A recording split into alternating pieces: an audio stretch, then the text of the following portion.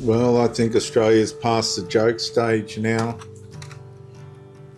If you come to terms with the lies and deceit of the government, then you can go into a therapy state, a therapy journey.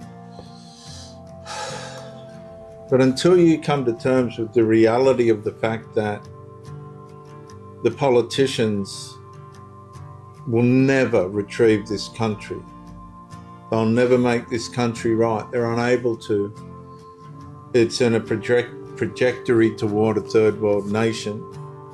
Those who realise that are those at the bottom to mid of the food chain, where it's almost impossible to survive before you start. Rent takes most of your income, and the psychological impacts of that are crippling.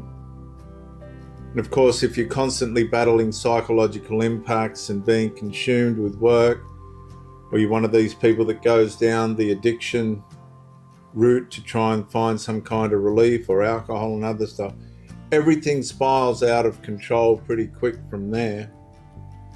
But if you're genuinely trying to stay straight and make it, even that, for the middle to bottom end range of people on income, has become such a psychologically abusive and physically abusive realm now. A lot of people are just giving in. Australia is becoming a third world nation. Now, people will laugh at that. The people that are well off, the people that have done well, the people that can make it, they'll all laugh at that. They'll go, what's he on about? But the people that are actually in it, actually living in it and experiencing the financial tyranny of it all, this makes sense. This gives people some relief to go, somebody's actually telling us how it really is. Let me put it to you like this. If you say for instance, I said to a politician, I'll give you $500 to come and lay bricks with me for the day. I'll make it easy for you, etc. I can guarantee that the politician would probably get through the day out of sufferance, but would not be signing up for the rest of the week. There's no way in Hades. I've had big masculine gym guys come in for a day or two, desperate for money, and just give in and go, I'm not subjecting myself to this. It's a hard life. Now, one of the beauties of it was I could knock off, when I was working for myself, usually at 1, 2 o'clock, start at 5, 6 in the morning, where I could. But then within the bricklaying side of things, and this is just before the outline, it's not just the bricklaying that can be physically and mentally hard. It's the psychological atmosphere within the building game itself, within the different psychological levels and characteristic levels of people that you're dealing with. And if you've got somebody in an authoritative position that's not psychologically sound or financially sound, or one of these other dysfunctional things that jump out to get you as a tradesman, there goes a helicopter just there to Gosford Hospital. Things are going to decline pretty quick. So if that can happen in the building industry and filter down, with the politicians, when they go morally bankrupt or morally skew-if, which they are, then that filters down, because it more or less subconsciously people are saying, well, if you can do it, we can do it. And if they haven't got the moral restraint to resist that, then the corruption filters through the communities. Okay, and the great civilizations like Rome, I always quote Rome because you can remember Rome the Persians, the great Middle Eastern, Egyptian. How could Egypt disappear? How could Rome disappear? How could some of those great Asian civilizations just disappear? I'll tell you how. I'll make it very, very simple. The same way Australia is self-destructing from the top down. Exactly the same way.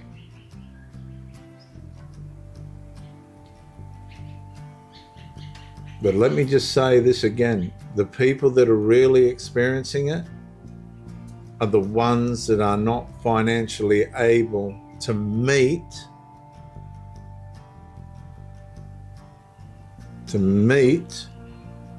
the demands of what it costs to live in Australia now.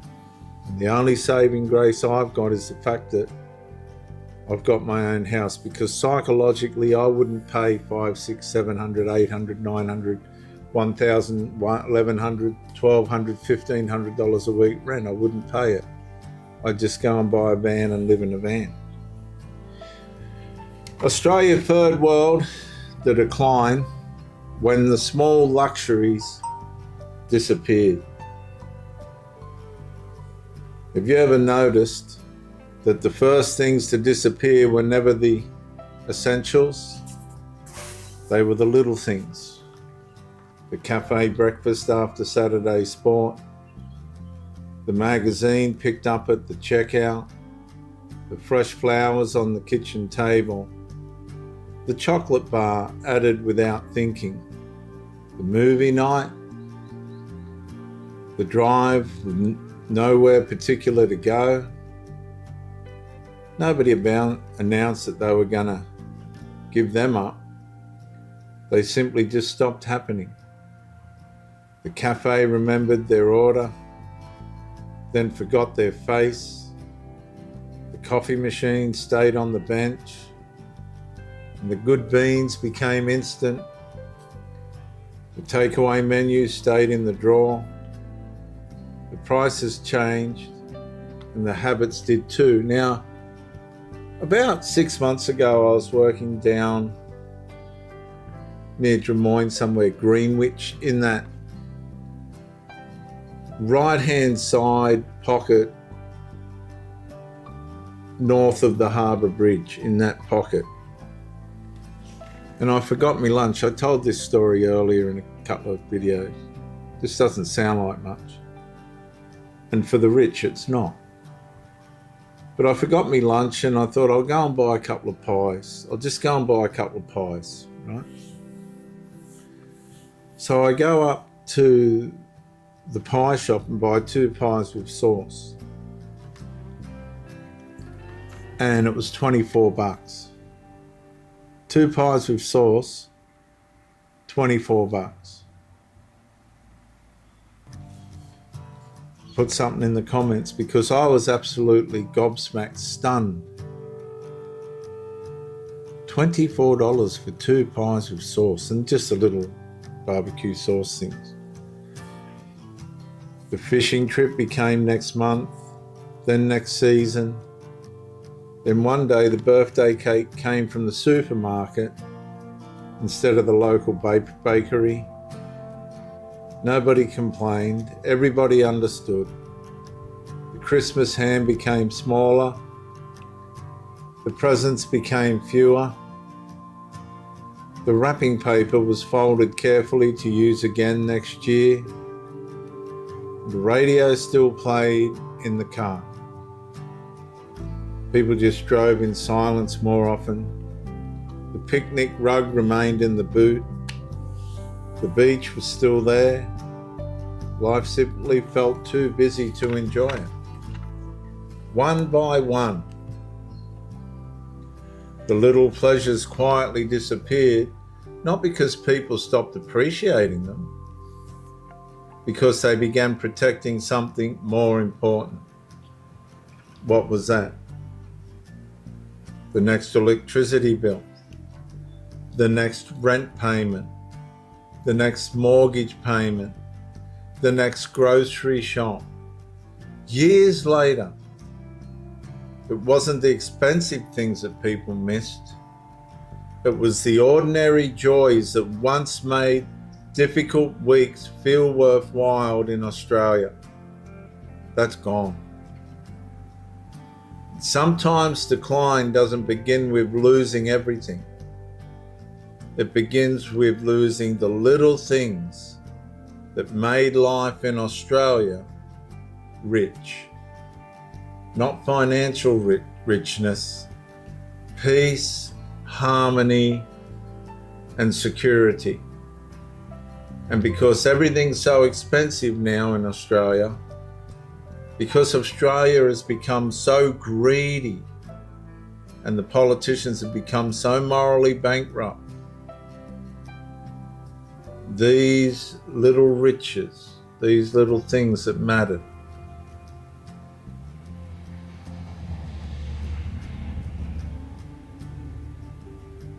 have also become more and more out of our reach.